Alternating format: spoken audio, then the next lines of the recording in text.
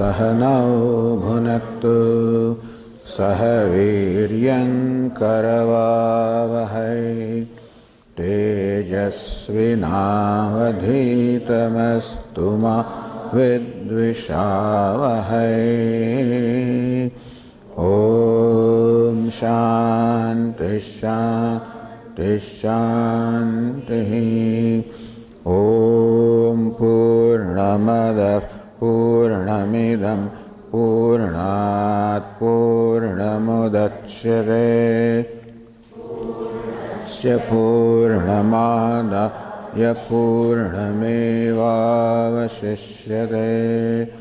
ॐ शान्ति शान्ति शान्तिः। श्रुतिस्मृतिपुराणानाम् आलयं करुणालयं नमामि भगवत्पादं शङ्करं लोकशङ्करं शङ्करं शङ्कराचार्यं केशवं बादरायणं भाष्यकृतौ वन्दे भगवन्तौ पुनः पुनः। ईश्वरो गुरुरात्मेति मूर्तिभेदविभागिने व्योमवद्व्याप्तदेहाय दक्षिणामूर्तये नमः।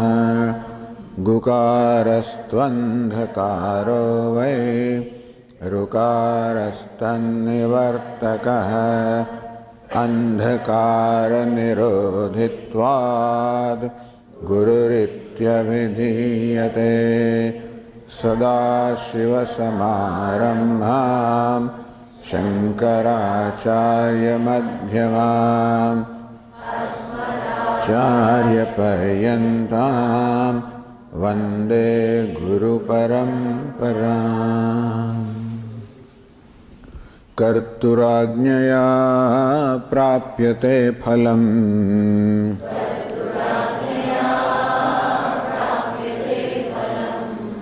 कर्म किं परं कर्म तज्जडम्।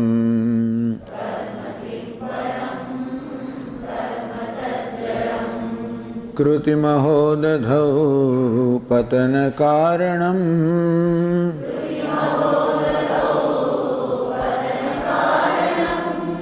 फलं शाश्वतं गतिनिरोधकम्।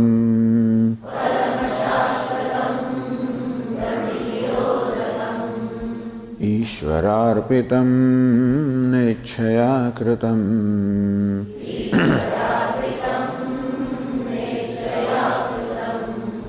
चित्तशोधकं मुक्तिसाधकम्।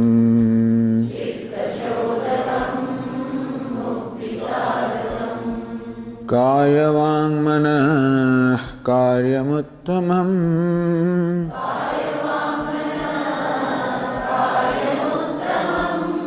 पूजनं जपश्चिन्तनं क्रमात्।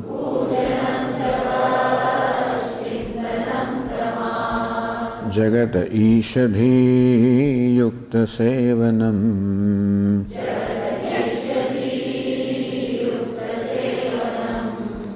अष्टमूर्तिभृद्देवपूजनम्।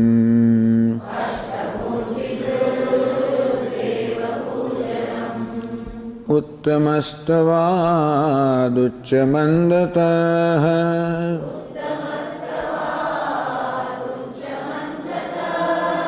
चित्तजं जपध्यानमुत्तमम्।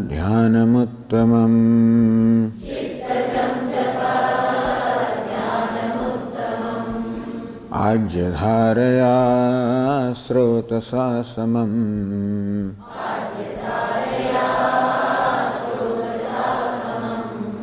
सरलचिन्तनं विरलतः परम्।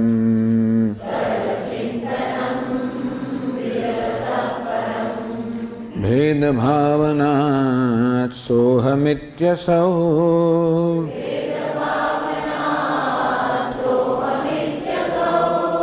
भावनाभिदा पावनीमता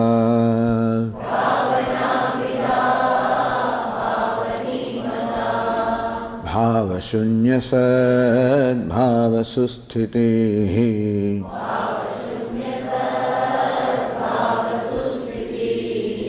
भावनाबलाद् भक्तिरुत्तमा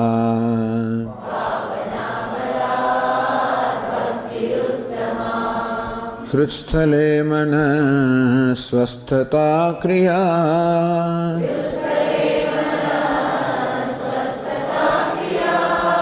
भक्तियोगबोधाश्च निश्चितम्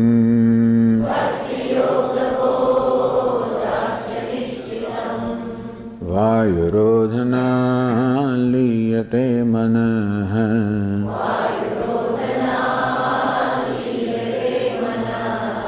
जालपक्षिवद्रोधसाधनम्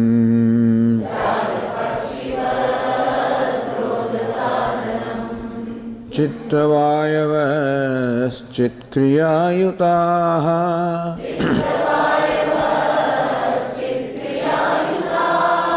शाखयोर्द्वयी शक्तिमूलका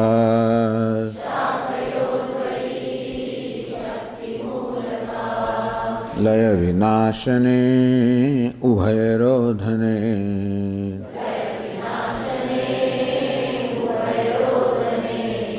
लयगतं पुनर्भवति no मृतम्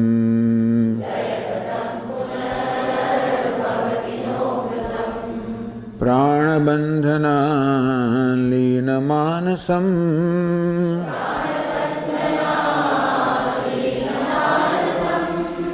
एकचिन्तनात् नाशमेत्यदः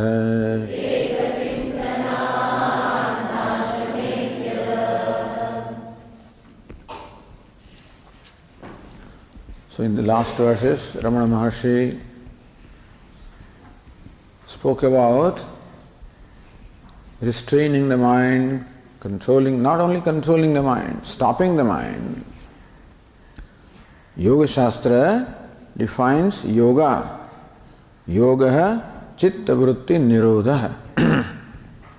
Nirodha, stoppage. Chitta vritti nirodha, stoppage of all the thoughts, is called yoga. Tada drashtuhu swarupe avasthanam.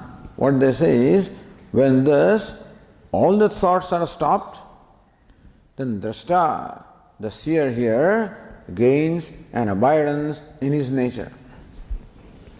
So Yoga Shastra seems to apply that by stopping the mind, when there are no thoughts in the mind, then one gains an abidance in oneself, the knowledge takes place. So it looks like that as long as the thoughts are there, so long there cannot be an abidance in the self. Because Yoga Shastra, which is based on Sankhya, gives reality to mind. According to Sankhyas, who are of course dualists, there are two realities, Purusha and Prakriti. Purusha, the conscious being, Prakriti, the matter. So Prakriti or matter, the whole universe is Prakriti. Not only that, but our body, sense organs, mind, all of these also are part of creation. They also are part of Prakriti. Thus, according to them, there are these two realities, Purusha and Prakriti. So mind also is part of Prakriti. If Prakriti is real, mind also is real. And so the whole system is developed on giving reality to the mind. Therefore, they say that as long as the mind is, so long there will be identification. As long as the mind is, so long there will be bondage. Therefore, you should eliminate the mind, then there is no bondage. Therefore, the whole system is developed for chitta vritti nirodha, stoppage of the mind, stoppage of the thoughts. And prana bandhanat leena manasam, inasmuch as the breath, prana, and the mind are connected, like the two branches emerging from the same stem. And how by controlling one branch you also influence the other branch. Similarly also the prana and the mind are the two branches. One is Kriya Shakti, other is the Ichha Shakti. One is the power to act, other is the power to will. Therefore, by controlling prana, the breath, we can also control the mind, which is fine. And that is why now Yoga Shastra talks about the 5 states of mind, by the way, just for information. Kshiptam, Mudham, Vikshiptam, Ekagram, Niruddham. They talk of the 5 states of mind. An excellent study about the mind, naturally, because it all deals with the mind. Kshiptam, the mind which is scattered, extrovert and scattered, is Kshiptam. Totally under the control of Rajoguna or Rajas. Mudham, the deluded mind, when it is under the control of Tamoguna, Tamas. Nidra tandradi grastam mudham, when mind is sleeping or sleepy, then it is called mudham. It is deluded, meaning under the influence of tamoguna. Vikshiptam, distracted. So a mind that sometimes is introvert, sometimes is extrovert. That kshiptam or scattered mind or is complete, always extrovert. Vikshiptam is sometimes it comes in, sometimes as a result of some practice. Sometimes the mind comes in, sometimes the mind goes out. This is called vikshiptam. Ekagram, when the mind is in samadhi, ekagram. There is normally Triputi or triad, the knower, the known, the knowledge. The meditator, dhyata, meditated is called dhyayam.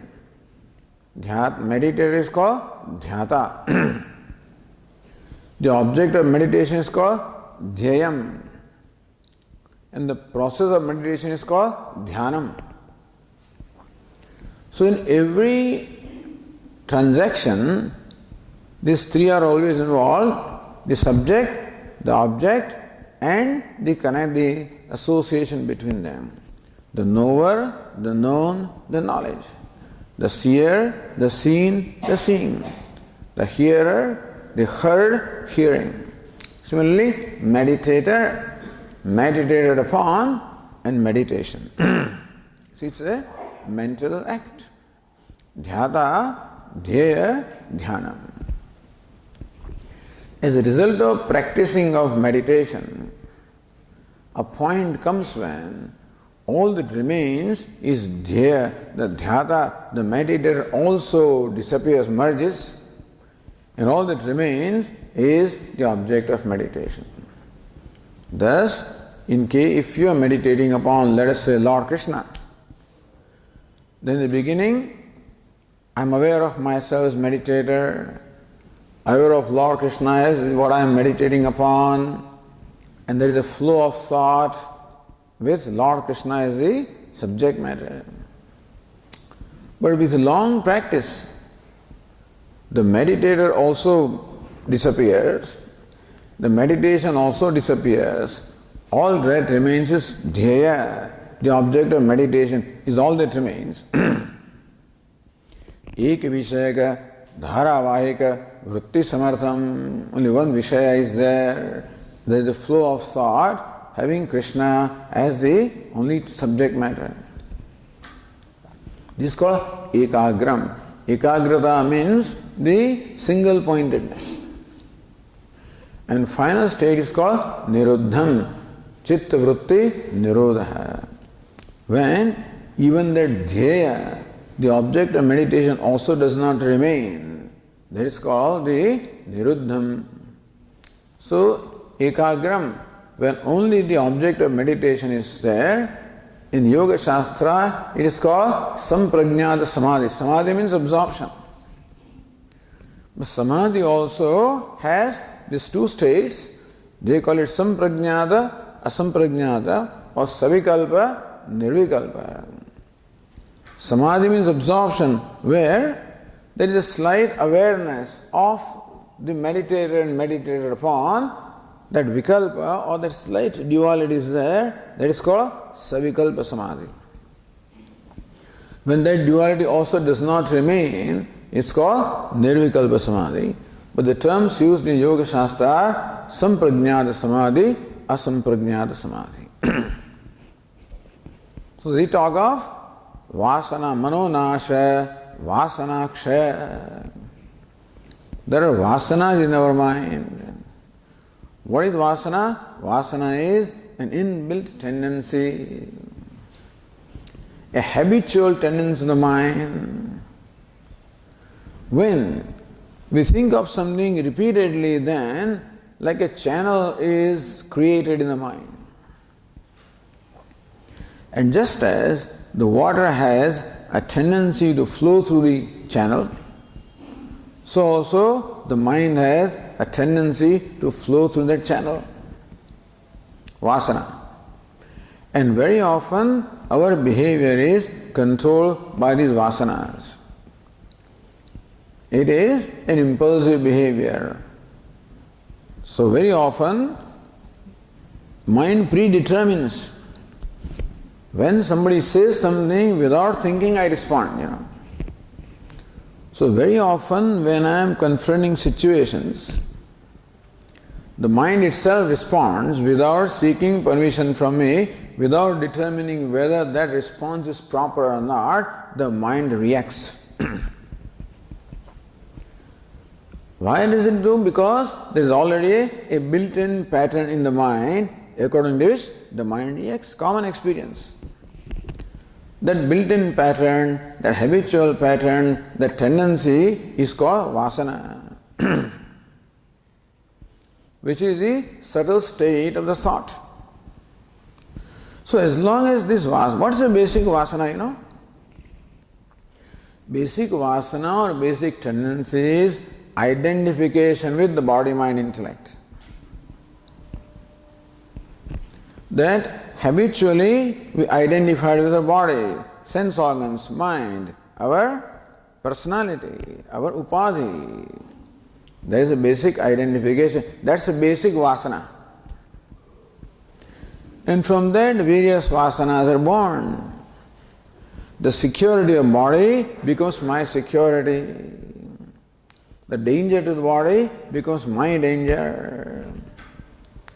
The respect to ahankara of body becomes my respect. So basic vasana or basic tendency or basic pattern is the identification with the body, which is not I. And therefore, that is the conclusion that unhappiness is my nature. Happiness is out there. From that conclusion, I habitually seek happiness from objects. If you think and do something, then that's a deliberate action. It may be wrong action, but a deliberate action.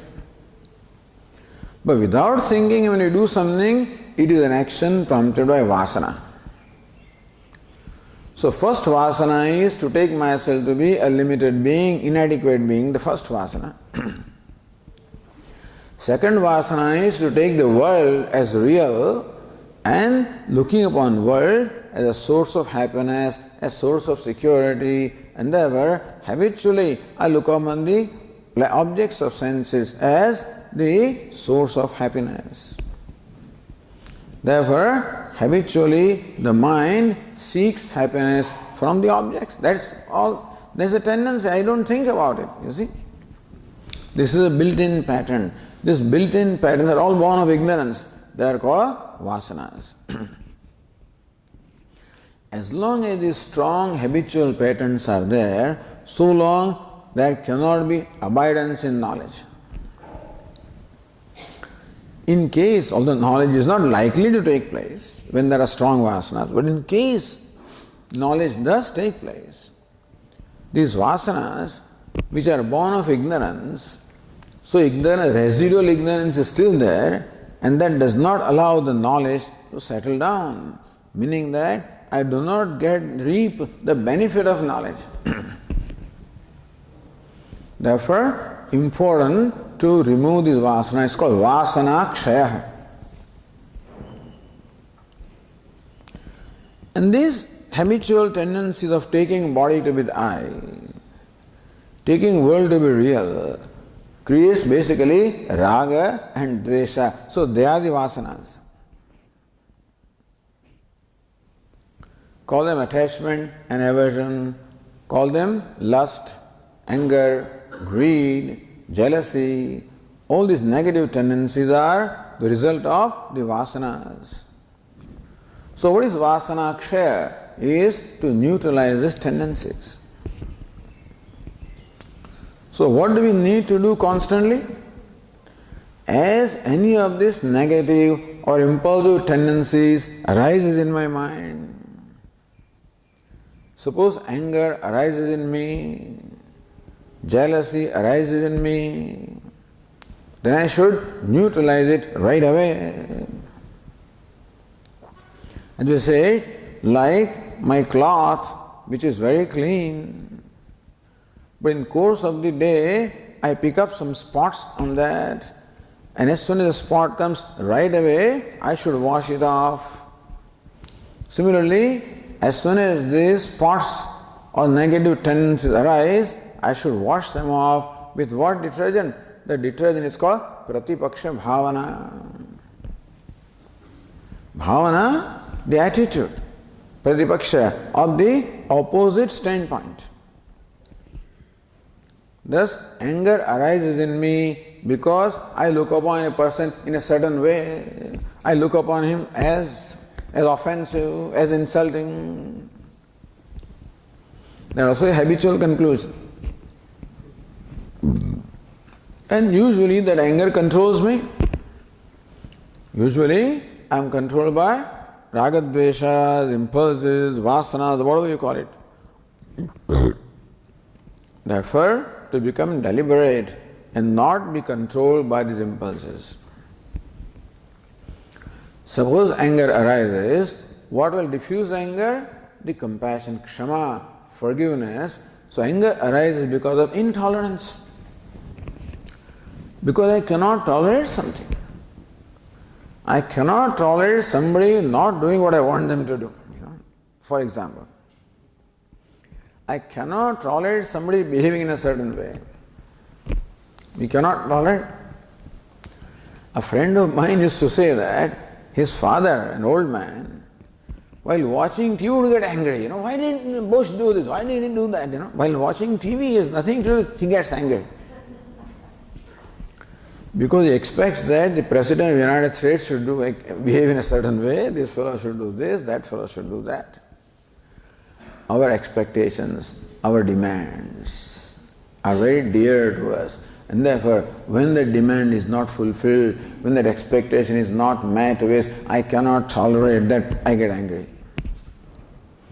So tolerance, patience, tolerance of the person as the person is. Tolerance or acceptance of a situation as the situation is. Recognizing that the other person is helpless in being what that person is. I am what I am. and I am helpless when it comes to my own impulses. Similarly, others are also helpless when it comes to their impulses. That their aggressive behavior, their insulting behavior, all of this arises from not a deliberate thing, from their own vasanas, from their own impulses. It is a mark of helplessness, not a mark of freedom. Meaning that when we don't submit, the anger takes hold of us, all these impulses take hold of us, we are helpless. Even when a person is lying, I get angry. But even lying also is helpless, because everybody basically loves truth, and the fact that he is telling lie means there is some kind of a compulsion within which makes that person do that. So all these negative behavior is a result of inner compulsion. It represents helplessness. When I see that helplessness in the person, that even though outwardly person is aggressive, and according to me deserves a retaliation, but I step back, a two-step approach, as our Swami says. One-step approach is to retaliate. The two-step approach is to step back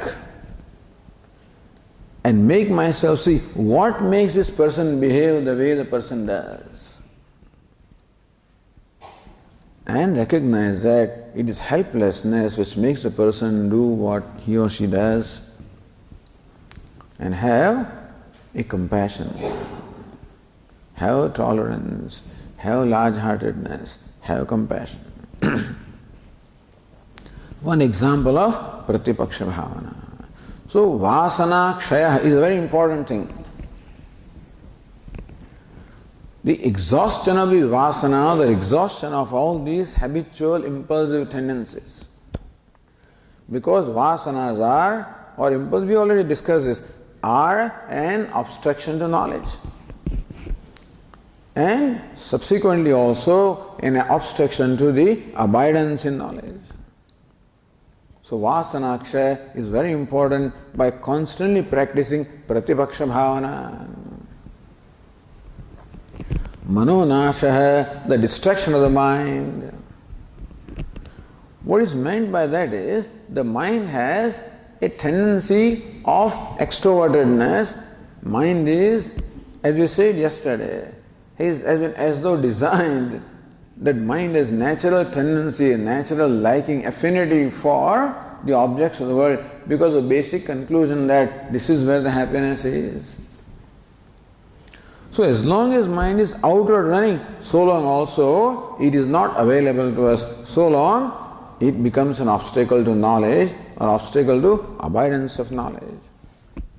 Therefore, the extroverted tendency of the mind also should be neutralized. That's called Manonasha. Manonasha is not destruction of mind as a faculty. But whatever makes a mind not my friend, whatever makes a mind an obstacle to my own self, the mind can become an obstacle to myself. As I said yesterday, Atmaiva Hyatmano Bandhuhu Atmaiva Ripuhu Atmanaha. My mind can become my friend, my mind can become my own enemy. That mind controlled by those impulses is my own enemy. And the mind freed from those impulses is my friend. So that way, this Vasana Kshaya and Manonasha are not two distinct, totally absolute different things. But we should practice this. So Yoga Shastra says that Tattva Jnanam, Vasana Kshaya, Manonasha, even after taking place of knowledge, Vedanta talks about Nididhyasanam, for removing the habitual error. The Yoga Shastra talks about the Manonasha, Vasanaksha, that Vasana is a habitual error. Mana, the extrovertness of mind, also is a habitual error. And therefore, by constantly bringing a mind back to this knowledge, I am Brahman, I am Brahman, I am Brahman, the habit of the mind to take the body to be a self has to be neutralized. So Vedanta talks about nididhyasana. Yoga Shastra talks about manonasha vasanakshaya. Not different things. Even manonasha and vasanakshaya also cannot be strictly compartmentalized. One leads to the other. When vasanakshaya takes place, then vasana being imposed, that's what drives the mind outward. Therefore, that manonasha also happens. So vasana, basically the means are different. Vasanakshaya, for exhaustion of the impulses, is carried out by pratipaksha bhavana.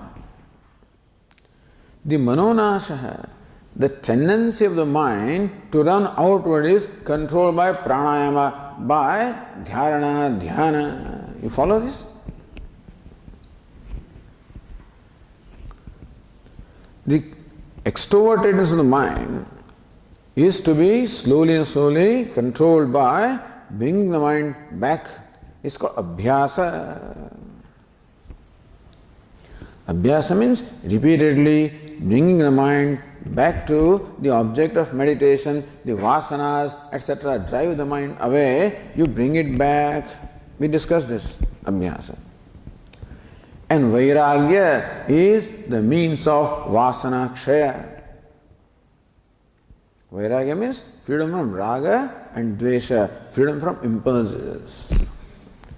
Abhyasena, the count there, vairagyena cha grushyate. Lord Krishna said that by abhyasa and vairagya, the mind can be brought under control. That abhyasa is the practice of repeatedly bringing the mind to its object of focus, thereby releasing the mind from its habitual habit of running out. And vasanakshaya is by this pratipaksha bhavana constantly neutralizing these impulses. And so that is how they then say that when vasanakshaya and mananakshaya takes place, knowledge automatically takes place. This is their view, with which Vedanta does not agree, but that we accepted here. And therefore, Ramana Maharsi said, Prana bandhanat leena manasam eka chintanat nashametyadaha. Prana bandhanat leena manasam, manasam or mind, which is leenam, which is absorbed, which is in samadhi. Eka chintanat, by the contemplation upon eka, or what they say, by asamprajnata samadhi. Nashameti, the manonasha takes place by constantly retaining the state of asamprajnata samadhi, then this vasanakshaya, etc. all takes place. So this is their view. And therefore, here Ramana Maharsi also presents the yoga viewpoint and seems to show his agreement that manonasha and vasanakshaya. All we can say is that when these things have taken place, knowledge cannot be far away. They say that knowledge automatically takes place. We say that knowledge takes place with the help of the Mahavakya, with the help of teaching. But teaching can work like that. When the gunpowder is wet and then you strike a match, it doesn't explode. When the gunpowder is dry, striking the match explodes. When the wick of the lamp is moist, then it does not right away light up. But when the wick is dry, it lights up right away. And therefore there is no big fight here, But then, as far as the principle is concerned, but understand that this is necessary. the mano, whether you call it, whether you like those terms or not. But Vedanta prescribes nididhyasanam, freedom from habitual error, which we would equate with this vasanakshaya. And when vasanakshaya takes place, manonashaya also takes place. So now, when a yogi has accomplished this, vasanakshaya and manonashaya, and now there is no obstacle to abidance in knowledge, therefore he is abiding in knowledge. Then what is his state? The next verse, the verse number 15 tells us that.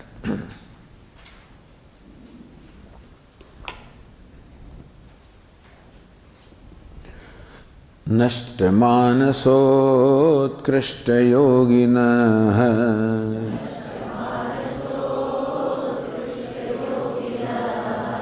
krityamasti kim swasthitim yatah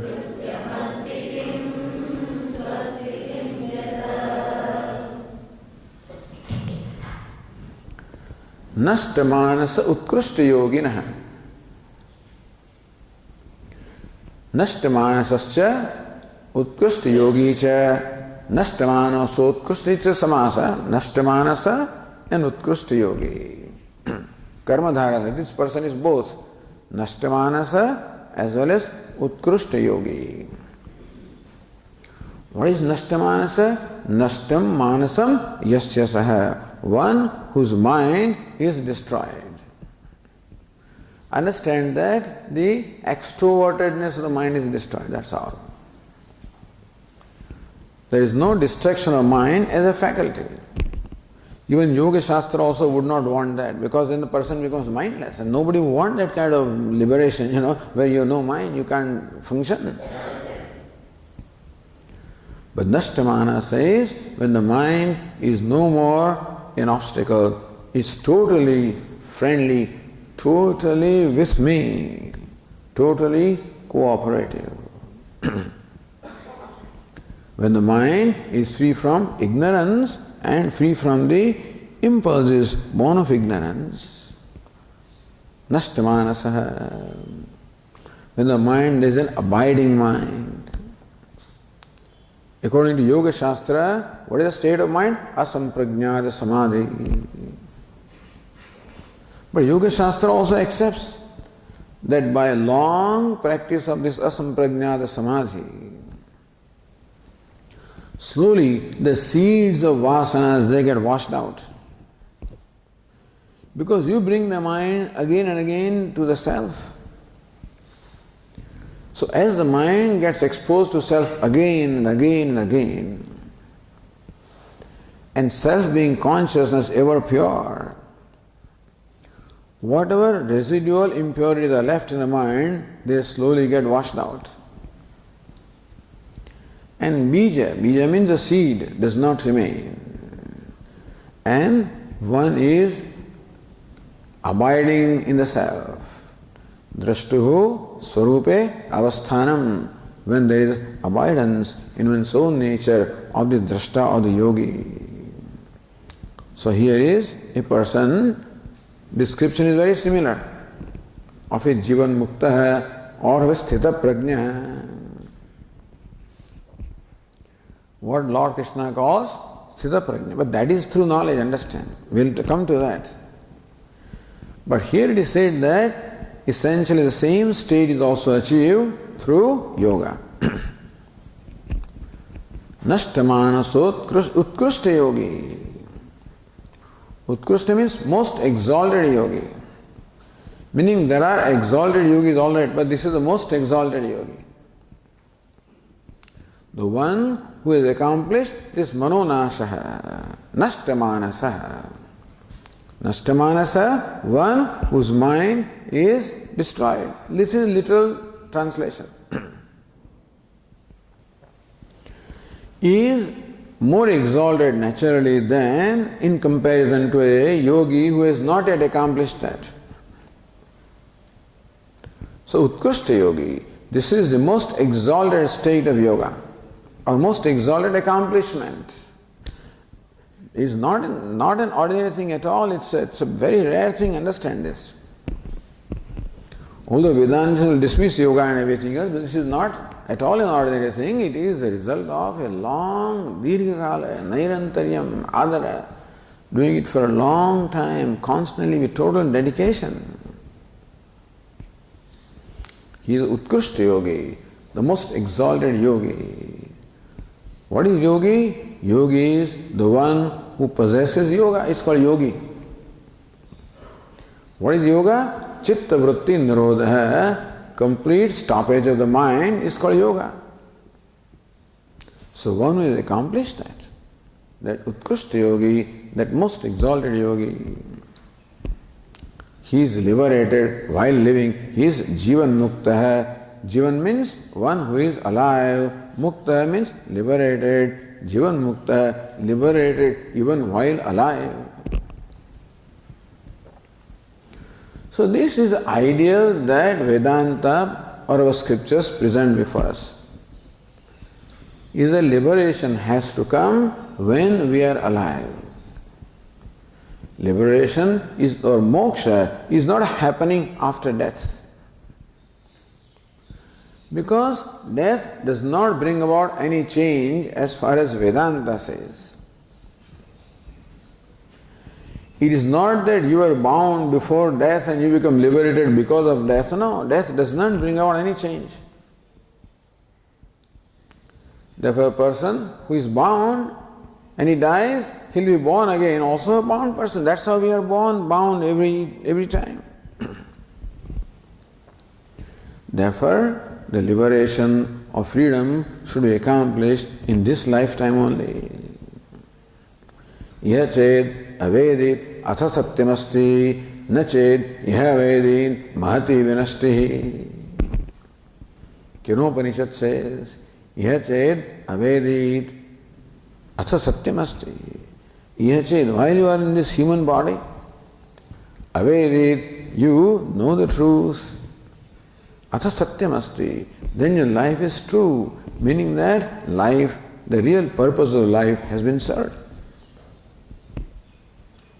Nachet iha avedit, even while being in the human body, you did not gain this knowledge. Mahati vinashti, a great calamity. It's a great calamity.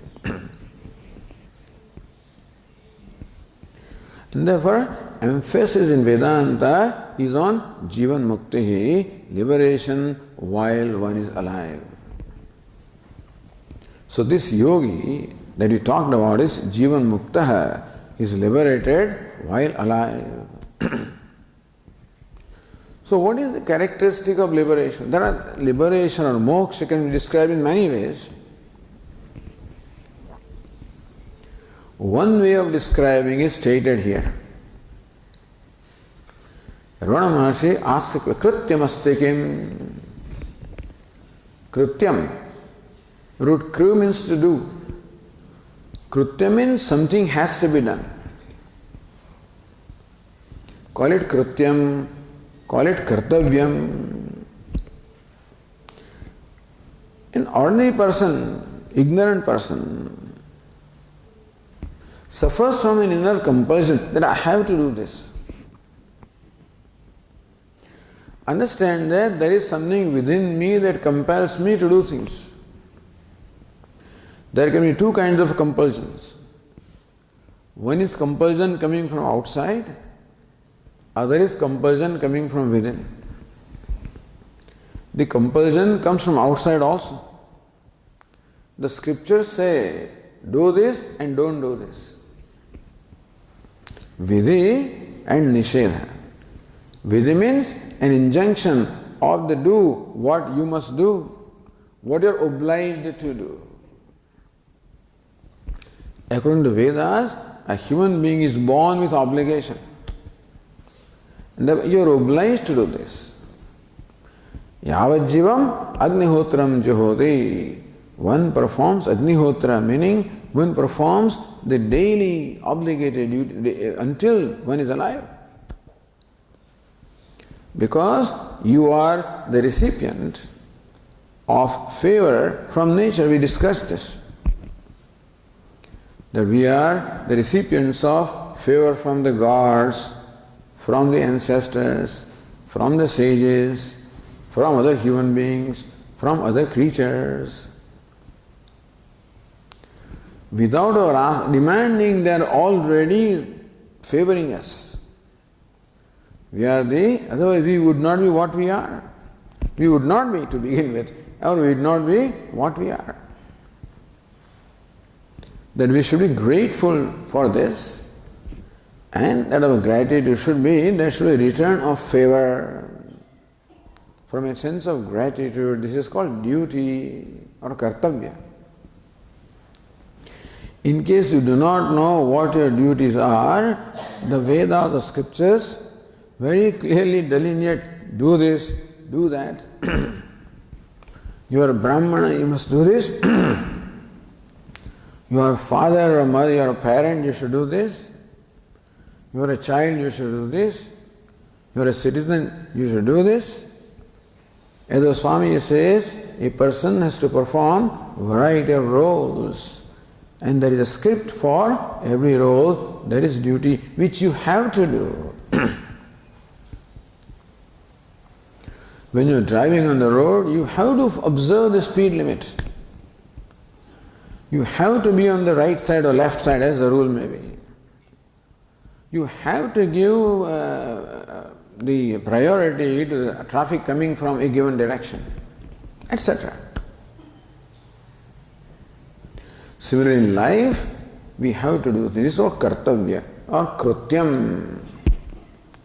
This is kartavya. And then, particularly in the Vedic society, people were raised in the atmosphere of kartavya, duty.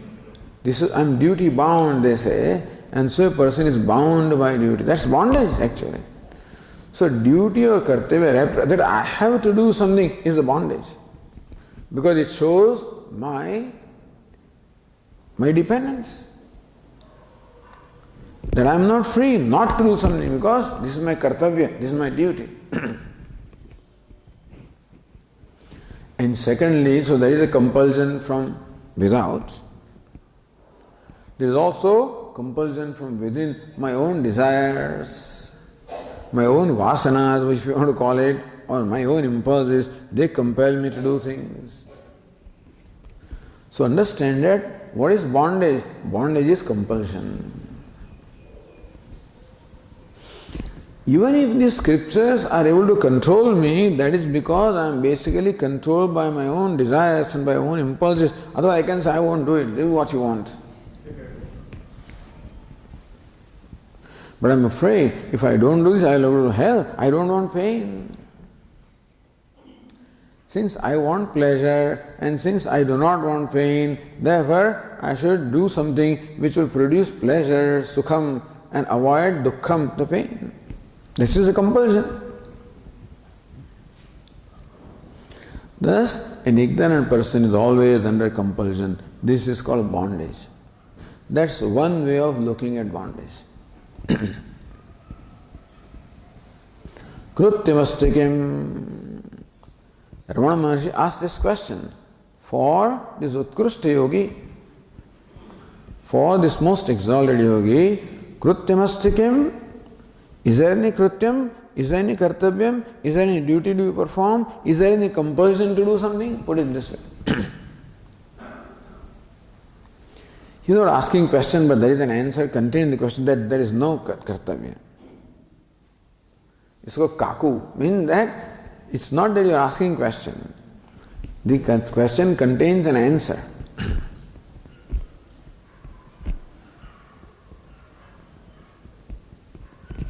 So, krutyam nasti, for this most exalted day, there is no krutyam, no kartavyam. There is not something to be done. There is no compulsion of any kind. He may do what he wants, that's a different. Not that he does not do things. Doing is not a problem. The compulsion behind the doing is a problem. We must know all of this and observe our mind, understand this, to know what is bondage and what is ignorance. How ignorance is acting in our life, we should understand this. And so doing is not a problem. Krityam kartavyam, the compulsion to do is a problem. Because by doing something, I stand to gain something. That's why I do. So when do I do something? When by performing that action, I stand to gain something. Otherwise, I won't do anything. Or when do I do something? By not doing that, I stand to lose something. Either by doing something, I stand to gain, therefore I do. Or by not doing something, I stand to lose, therefore I do. The need for me to gain something and the need for me not to lose something, understand this. These two are needs. I need to gain something and I should prevent the loss. So action is either to gain something or to prevent losing something. This is the situation with which person? A person who feels inadequate, understand? The need to gain something or the need to prevent the loss comes from a person who is liable to gain and who is liable to lose. If there is nothing to be lost, then there is no problem. If there is nothing to be gained, then there is no problem. So we don't keep on doing things for the sake of doing things. Mother says to the child, look, see, your friend is going to school. Let him go to school. Why should I go to school? He doesn't think that he stands to lose anything by not going to school or stands to gain something by going to school. Then he doesn't go. People do not feel like doing something for a simple reason. That what is to be gained by doing that? Or what is to be lost by not doing? If you don't think that there is something to be gained, or not lost, then you don't do that. Nobody does things for the sake of doing. Nobody wants to, because doing involves exertion, and nobody wants to undertake exertion. So this doing under compulsion, kartavya, shows that I am a needy person, that I need to gain something or I am liable to lose something. So when there is a perception of myself that it is possible to add something into me or possible to distract something from me, then all these actions and kartavya comes. Understand this.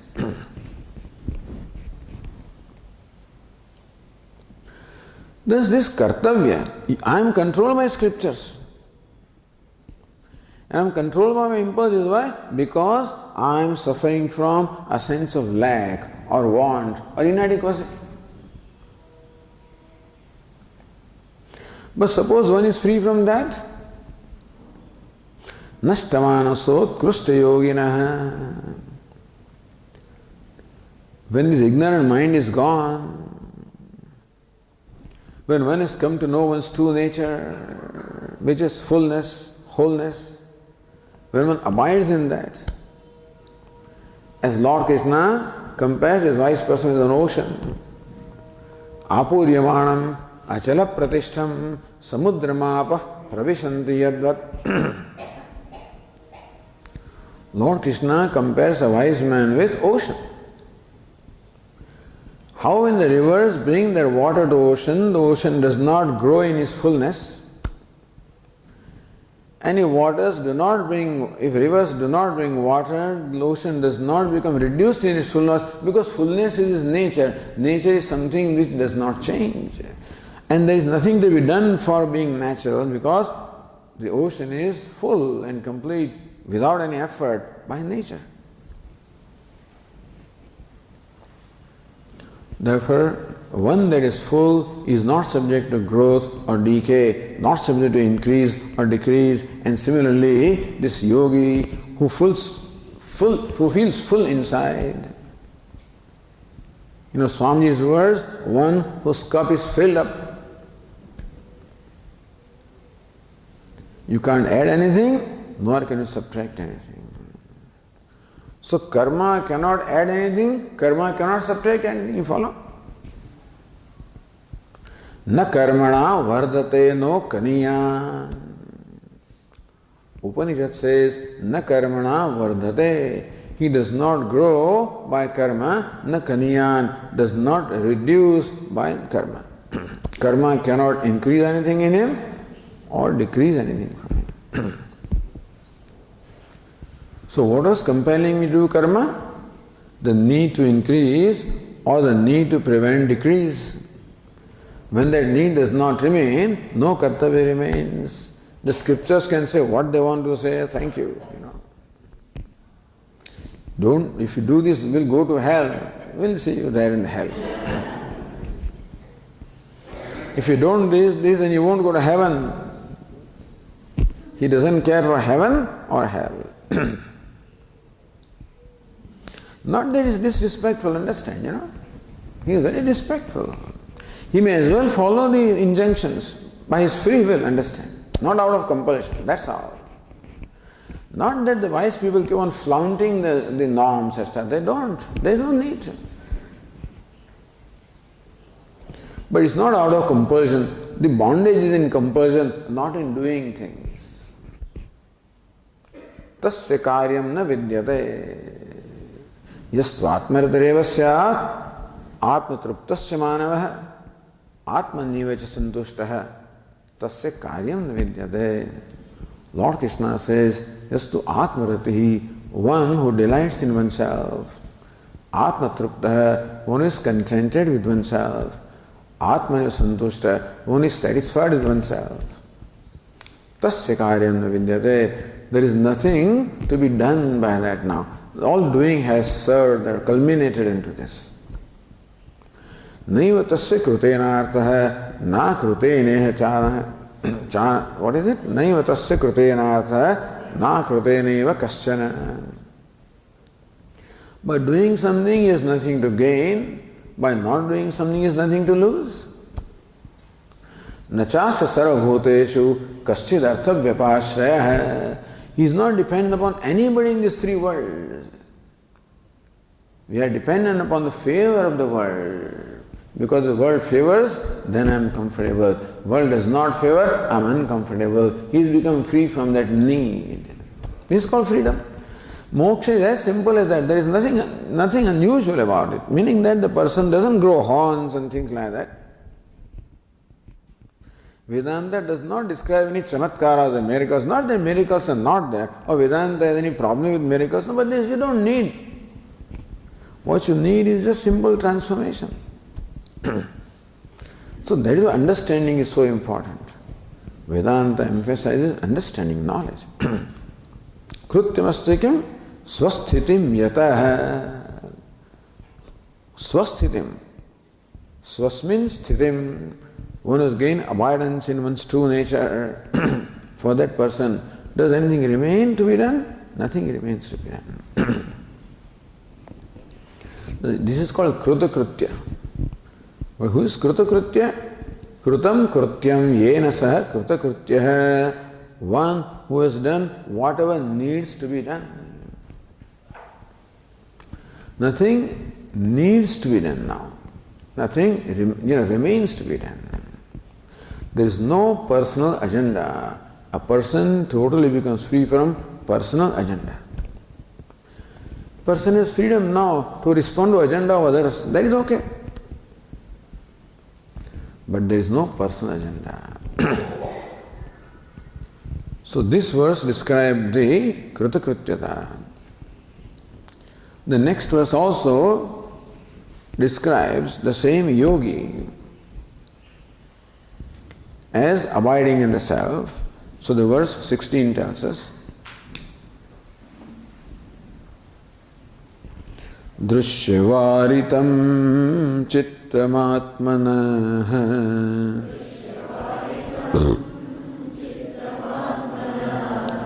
Chitvadarshanam tatvadarshanam.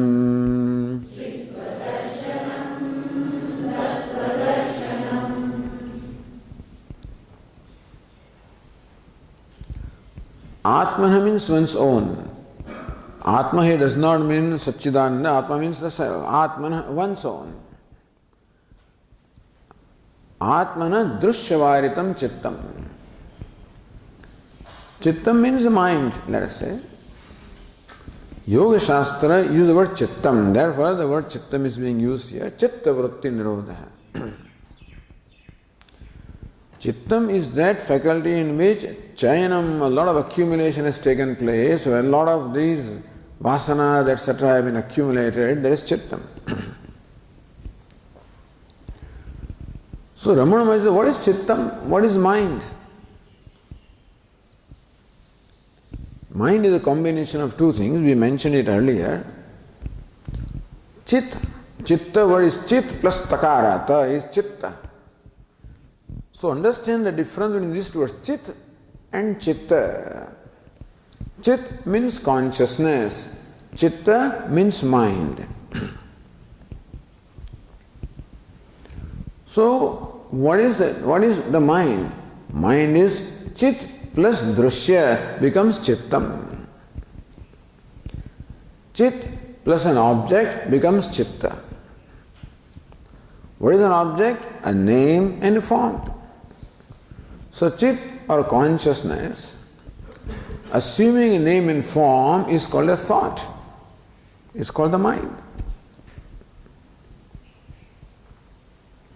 Therefore, mind is not something independent of consciousness. It is like gold assuming a form. We talked about it yesterday. So consciousness assuming a form is a thought. And what is mind? Mind is the flow of thoughts. So this is a simple equation. Consciousness plus name and form is thought. So thought minus name and form is consciousness. You follow? Consciousness plus name and form is a thought. So thought minus name and form is consciousness.